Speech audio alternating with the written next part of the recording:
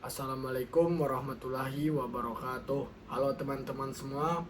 Perkenalkan, nama saya Mahendra Adi Kusuma dari Fakultas Teknik Program Studi S1 Teknik Informatika dengan NIM 225520111010. Nah, di video kali ini saya akan mereview mata kuliah yang berjudul Digital Forensik.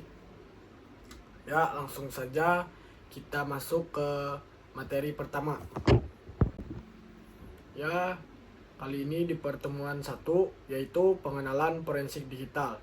Pada pertemuan pertama ini, Pak Kamarudin menjelaskan hal terkait kontrak perkuliahan dan sedikit pengetahuan mengenai forensik digital, seperti pengertian forensik itu apa beserta tugas dan masalahnya yang terjadi terkait forensik digital. Lanjut ke pertemuan 2, profesi ahli forensik. Pada pertemuan kedua ini, kelompok 8 menyajikan sebuah materi dengan judul profesi ahli forensik, dan mereka membahas mengenai perbedaan antara programmer atau ahli forensik dan keahlian komputer forensik yang banyak digunakan oleh pihak tertentu seperti jaksa, penuntut, detektif, dan juga perusahaan. Dijelaskan juga oleh mereka terkait pengetahuan dan kriteria yang dibutuhkan untuk menjadi ahli forensik, serta aktivitas penyelidikan forensik yang melibatkan langkah penting untuk mengamankan dan menganalisis data. Lanjut ke pertemuan 3 yaitu Undang-Undang ITE.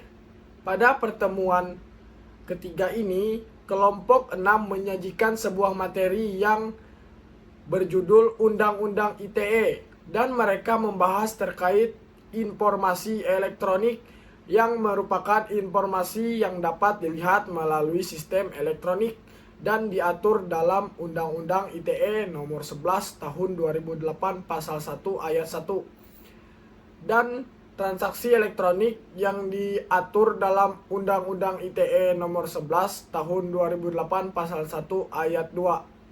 Pertemuan 4, komputer forensik dalam hukum Indonesia. Pada pertemuan keempat ini, kelompok 9 menyajikan sebuah materi dengan judul komputer forensik dalam hukum Indonesia, dan mereka membahas mengenai unsur-unsur hukum dalam forensik seperti sifatnya yang memaksa dan aturan mengenai tingkah laku masyarakat. Setelah itu, disebutkan juga kategori-kategori hukum berdasarkan isi dan cara. Mempertanyakan untuk isinya dibagi menjadi dua, yaitu hukum privat sipil dan hukum publik negara. Lanjut ke pertemuan 5, standar metodologi komputer forensik. Pada pertemuan kelima ini, kelompok 3 menyajikan sebuah materi dengan judul standar metodologi komputer forensik, dan mereka membahas mengenai 5 cakupan standar metodologi forensik, yaitu mendefinisikan prinsip, proses dan metode, hasil dan bahasa. Setelah itu, mereka membahas terkait syarat dan kebijakan serta prosedur dari digital forensik. Ada beberapa yang mengatur hal-hal terkait digital forensik seperti Scientific Working Group on Digital Evidence (SWGDE), International Organization on Computer Evidence (IOC), dan International Association of Computer Investigation Plastics (IACIS). Lanjut, pertemuan ke-6, hukum pembuktian. Pada pertemuan ke-6 ini, kelompok 5 menyajikan sebuah materi dengan judul hukum pembuktian, dan mereka membahas mengenai pengertian hukum pembuktian, kejahatan teknologi informasi, sumber hukum pembuktian, pengertian dari bukti digital. Dilanjutkan lagi mengenai penjelasan mereka terkait pengertian dari embedded system, alat hukum pembuktian, dan metode pendekatan yang dipakai dalam teorinya dalam pembuktian cybercrime. Oke, lanjut. Pada pertemuan ke-7 yaitu ada kuis. Pada pertemuan ke-7 ini, kami diberikan sebuah kuis dari Pak Kamarudin mengenai sebuah skenario ketika kita menjadi seorang penyidik forensik digital untuk menginvestigasi kasus pencurian dan data penting dari sebuah perusahaan dan harus menyebutkan langkah demi langkah untuk menganalisis harddisk tersebut untuk mengumpulkan bukti digital terkait kasus tersebut serta prinsip-prinsip penting dalam penggunaan bukti digital. Lanjut, pertemuan 8, tugas UTS. Pada pertemuan ke-8 ini, kami tidak masuk karena untuk tugas UTS ini hanya mengumpulkan video berkelompok yang menjelaskan materi yang diberikan oleh kami dan mengirimkannya ke email Bapak. Lanjut ke pertemuan 9, persiapan tugas besar UAS. Pada pertemuan ke-9 ini, kami diberikan penjelasan oleh Pak Kamarudin mengenai hal-hal apa saja yang harus disiapkan pada tugas UAS nanti, seperti penjelasan di video kita tentang materi yang harus sesuai dengan yang dibawakan oleh kelompok lain, serta hal-hal mengenai pengambilan video yang baik dan benar.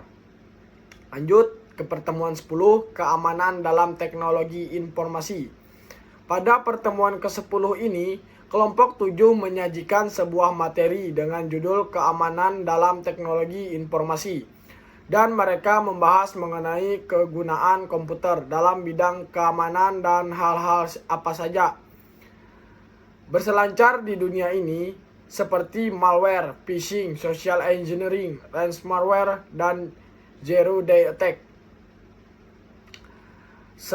Setelah selesai pembahasan materi ini, Pak Kamarudin memberikan sebuah tugas laporan analisis terkait video YouTube berjudul OWV 20200502 Brin OWV Cyber Security AI Smart Defense IKN.